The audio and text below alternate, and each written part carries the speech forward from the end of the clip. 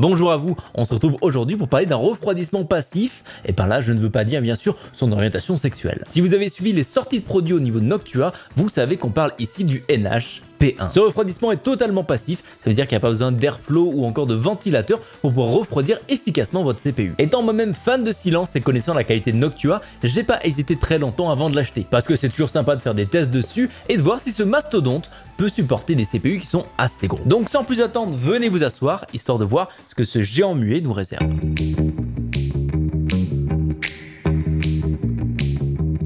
Commençons par parler du produit en lui-même. Et l'exemplaire que j'ai ici, je l'ai acheté directement sur Amazon et il est clairement pas donné. Il est à 109,90 €. C'est à peu près le même prix qu'un NHD15 version Chromax. Et je suis pas sûr que ces deux soient équivalents en termes de refroidissement. Après, l'un est actif, l'autre est passif, les mettre en concurrence serait un petit peu comparé du Xanax et du laxatif, ça détend mais pas pour les mêmes choses. En ce qui concerne le packaging, on retrouve toujours la touche Noctua, où leur designer s'est efforcé à respecter la charte graphique d'un tuyau d'évacuation sanitaire. À l'intérieur de cette boîte, on retrouve des choses assez classiques, comme une pâte thermique, une petite lingette nettoyante pour enlever la pâte thermique de son CPU, les clips pour ventilation, un petit badge Noctua et les systèmes de fixation AMD et Intel. Il y a tout de même cette fois-ci un petit plus qui est un véritable tournevis Noctua. Ça fait plaisir de le voir dans le bundle, c'est clairement mieux qu'un bout de métal courbé comme d'habitude, mais bon, après ça faut pas se leurrer, on le paye quand même dans le prix final. Donc au final ils nous font plaisir avec notre propre argent, un peu comme si vous aviez acheté le cadeau de la fête des pères avec l'argent que vous lui avez volé. Mais bon, je me plains pas parce qu'on aurait pu avoir le même prix sans ce tournevis. En dessous de tout ça, on retrouve notre radiateur passif qui est pour le moins massif. Après on s'y attend avec ce genre de refroidissement, il faut qu'il soit suffisamment gros pour pouvoir dissiper un minimum la chaleur. Noctua fait les choses bien avec ce NH-P1 en faisant un design vraiment dédié et adapté au passif, c'est pas un refroidissement existant où ils ont simplement enlevé les ventilateurs. Ça aurait été drôle mais pas à ce prix là. En tout cas il dégage une très bonne impression de solidité, c'est clairement pas quelque chose qu'on va avoir envie de se faire tomber sur le pied à moins d'avoir envie d'aller à l'hôpital. Par contre petit bémol sur le son émis par la structure lorsque l'on tape dessus avec un marteau, c'est vraiment pas des plus agréables. Enfin bref, ce refroidissement est assez volumineux donc il faudra bien faire attention lors du choix de votre boîtier ou si vous achetez ça après coup de bien vérifier qu'il rentre à l'intérieur. Vérifiez aussi la hauteur des dissipateurs VRM et des caches sur votre carte mère parce que tout ce qui va être au-dessus de 40 mm va toucher ce radiateur. Pensez aussi à brancher l'alimentation de la carte mère et les quelques ventilateurs avant de le placer dans le boîtier, sinon vous irez plus du tout accès. Par contre, vous n'aurez aucun souci de compatibilité de hauteur RAM vu que ce radiateur ne passe pas au-dessus des rames sur les plateformes AM4 ou encore LGA 1200 de chez Intel. Si vous voulez quelque chose de semi-passif, il est aussi possible de rajouter un ventilateur sur le dessus ou sur les côtés, ou 3 si vous voulez simplement transformer ça en véritable tornade. Après vous serez bizarre parce que ça veut dire vous achetez un radiateur passif pour mettre plein de ventilateurs dessus. Mais si vous souhaitez trigger internet, et ben c'est une très bonne solution. Après je dis ça, je dis rien, vous faites ce que vous voulez de votre argent. Concernant l'installation, c'est du classique avec leur système Secure Firm 2, ça se monte facilement, mis à part quand vous êtes un idiot comme moi qui monte les choses à l'envers. Classic move. La seule chose que je regrette un petit peu ici, c'est l'utilisation de vis Torx, parce qu'au final, si on perd ce fameux tournevis, et ben on n'a plus rien pour faire. Donc le jour où on veut changer la pâte thermique ou changer de radiateur, et ben on se retrouve un petit peu con. Alors qu'un tournevis cruciforme qui soit assez long, on en retrouve beaucoup plus facilement, que ce soit chez nous, chez les voisins, chez vos parents, etc. Ou même dans le bundle d'un ancien ventirad Noctua. Les vis cruciformes, c'est sûr que c'est moins durable sur le long terme, mais bon, au quotidien, c'est quand même un peu plus pratique. Donc bon, ne perdez surtout pas votre tournevis Torx. Sinon, malheur à vous. D'ailleurs, je sais aussi que certains d'entre vous sont plutôt inquiets par rapport au poids de ce gros bébé, ce qui est plutôt déplacé parce qu'on ne demande pas le poids d'un radiateur. Enfin, c'est mal poli de demander ce genre de choses. Mais sachez qu'il est tout à fait raisonnable, à 1 petit kilo 150 grammes, il fait pratiquement le même poids que son frère le NH12A, ou soit l'équivalent d'une semaine de matière fécale pour quelqu'un de normal. On apprend en s'amusant ici, dis donc. Donc rien qui va arracher ou encore endommager votre PCB sur le long terme.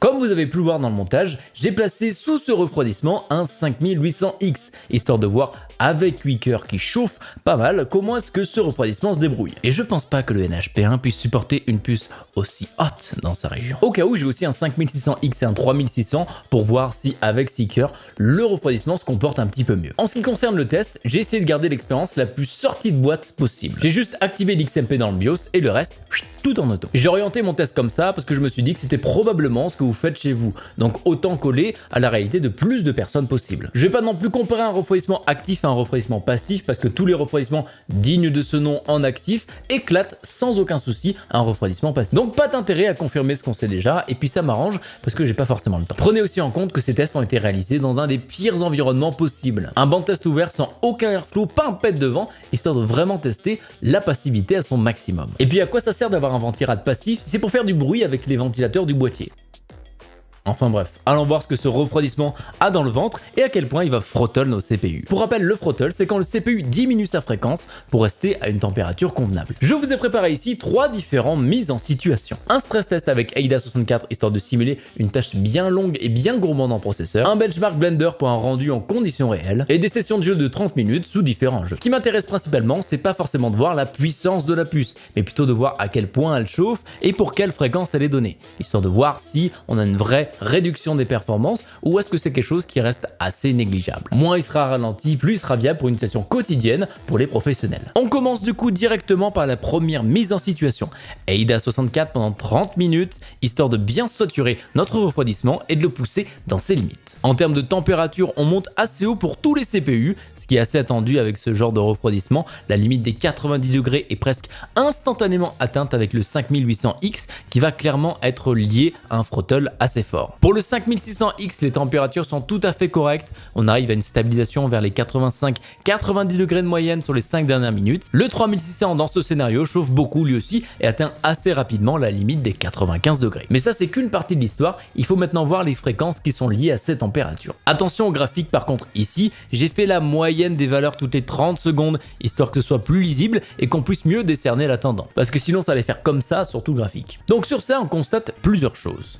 Le 5800X plonge pas mal en termes de fréquence pour revenir vers sa fréquence de base de 3,8 GHz. Et au final, on s'attendait à ce résultat-là au vu des 90 degrés qui ont été atteints assez rapidement. Le 3600, quant à lui, perd un peu de vitesse, mais il arrive en moyenne à 3,9 4 GHz, ce qui n'est pas si loin que ça de sa fréquence de boost. Donc le 3600 ne throttle pas énormément ici. Quant au 5600X, il perd pas mal en vitesse et se stabilise aux alentours des 4100-4150 MHz, ce qui est un peu au milieu de sa fréquence de boost et de sa fréquence de base. Pour moi, au final, le 5600X est tout de même assez impressionnant parce qu'il chauffe relativement peu d'un point de vue d'un passif et aussi propose des fréquences qui sont supérieures à ses confrères. Par contre, le 5800X, on voit clairement qu'il n'est pas du tout adapté ici parce qu'au bout de 10 minutes, on a fait un parachutage jusqu'à la fréquence de base. On enchaîne avec un test un peu moins gourmand vu qu'il dure moins de 10 minutes. Commençons comme tout à l'heure par la chauffe des différents CPU sur le même test.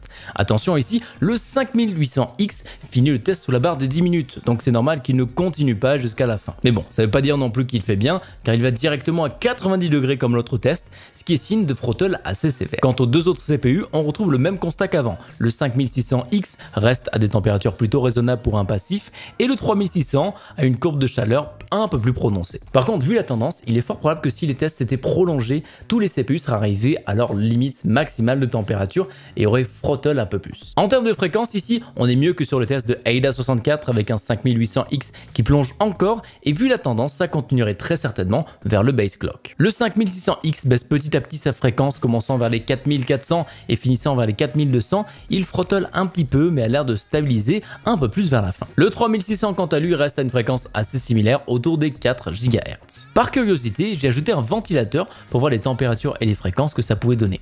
Et c'est sûr, ça change pas mal la donne, surtout pour le 5800X qui passe de 7,32 minutes à 5,52 minutes pour le benchmark. On voit aussi que pour le 3600 et le 5600X, ils sont pas si loin en termes de fréquence et ça se traduit beaucoup moins dans les résultats où on perd à peu près une dizaine de secondes en moyenne. On finit avec un petit test en conditions réelles de jeu pour voir si ces processeurs peuvent tenir la cadence une fois qu'on commence à jouer à des jeux. Tous les jeux ici ont une session de 30 minutes et on a récupéré que les 5 dernières minutes pour faire une moyenne, histoire de pas trop être impacté par le temps de chauffe de ce radiateur. Voilà donc les températures relevées dans ces scénarios-là. Encore une fois, le 5600X, même en scénario de jeu, se montre très inadapté pour lui avec des températures proches des 90 degrés qui est un petit peu trop à mon goût pour jouer. On redescend à des températures plus confortables avec 72 degrés pour le 5600X et un 69 degrés pour le 3600. Dans ces scénarios-là, les processeurs n'ont pas du tout à réduire leur fréquence. Ils tournent à leur boost maximum, mis à part le 5800X qui a 4,6 au lieu de 4,7. Donc pour une application de gaming pure et dure, si vous n'avez pas 8 cœurs, eh bien ce Noctua peut très bien faire l'affaire.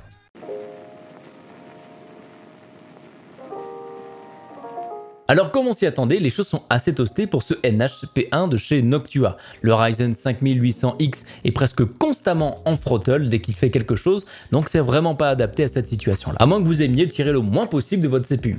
Mais bon, je suis pas sûr que vous soyez dans ce délire là. C'est un peu décevant, c'est sûr, surtout si vous espériez faire un PC totalement passif avec ce genre de processeur. Mais bon, après, c'était tout de même un petit peu utopique. C'est un peu de la même acabit que la 3060 qu'on a rendue totalement passive. Ça marche, mais par contre ça chauffe autant que des feux halogènes. Redescendre sur des processeurs Seeker, c'est beaucoup plus intéressant en termes de température et de fréquence ici. Après, c'est pas non plus très étonnant parce qu'on passe d'une puce qui fait 105 watts à une puce qui en consomme 65. Donc forcément, ça change un petit peu la donne. Le 5600X est tout de même relativement impressionnant dans les applications. Il chauffe moins, il maintient de meilleures fréquences, même si bon, on est assez loin de sa fréquence de boost initiale, mais on peut pas avoir des miracles non plus. Au final, c'est un choix entre les performances maximales et le silence, et là, vous avez fait un choix très marqué qui penche vers le silence. Donc forcément, on peut pas s'attendre à avoir de très bonnes performances. La convection naturelle de chaleur a quand même ses limites, c'est pour ça que généralement, ce genre de choses est cantonné aux CPU qui sont petits et qui ne chauffent pas énormément. Il faut simplement avoir conscience de tout ça et être confortable avec le fait que votre CPU,